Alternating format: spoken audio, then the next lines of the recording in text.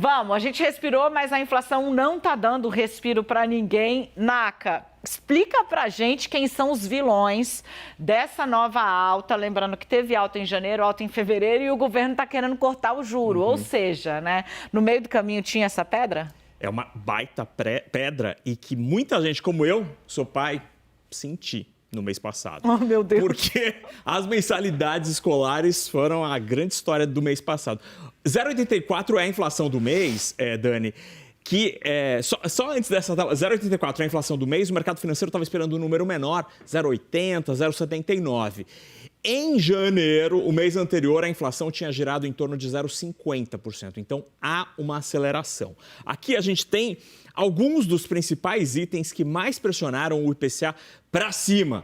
As mensalidades escolares do ensino médio subiram 10%. Ai. Assim como do ensino fundamental, é aqui que eu sofri e paguei, estou pagando. Agora, perfumes também subiram bastante e é engraçado porque este é um item, Dani, que não é muito importante na cesta de consumo dos brasileiros, mas, neste caso, o IBGE citou como sendo um dos 3 itens mais importantes que pesaram no IPCA do mês passado. O pessoal está cheiroso por aí, mas está mais caro. A energia elétrica residencial com uma alta de 1,5% quase e a gasolina 1,2%.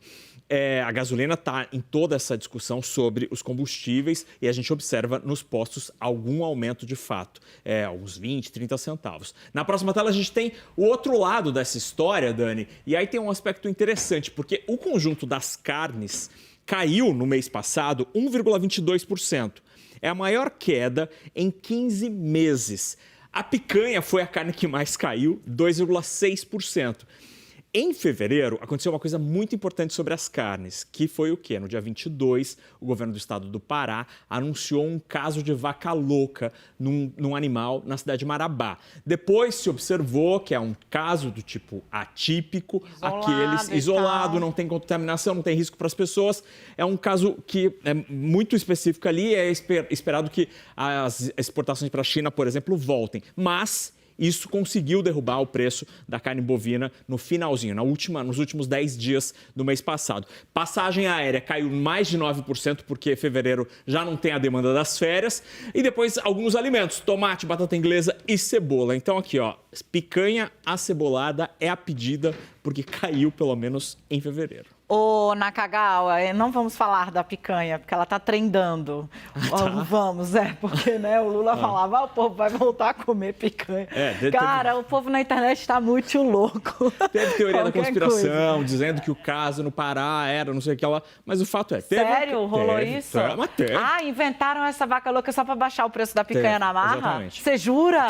Rolou. Eu tô passada, Brasil. Mas então, o caso foi vaca louca no interior do Pará e descobriu-se que era um caso isolado e as exportações para a China que tinham parado. Por isso que derrubou o preço, porque as empresas não conseguiam embarcar a carne. A expectativa é que muito em breve voltemos a exportar para a China, nosso grande comprador da carne. E aí, Naka, dá para a gente dizer, por conta da participação da educação, quiser voltar com a primeira tela, gente, dá para dizer que pode ser assim, digamos, sazonal e que talvez a desaceleração venha nesse mês de março, tenha um resultado menos mal para o governo? Sim, os economistas consideram sim que foi algo sazonal. Há um processo, ainda que um pouquinho mais lento, de desinflação. A inflação tem perdido força.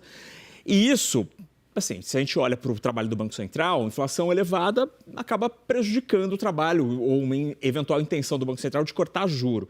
Mas nessa briga entre inflação de curto prazo, como é um índice de um mês, Dani, e uma discussão mais ampla sobre o marco das contas públicas, se o marco das contas públicas vier robusto, confiável, consistente, ele pesa muito mais do que um IPCA acima da expectativa.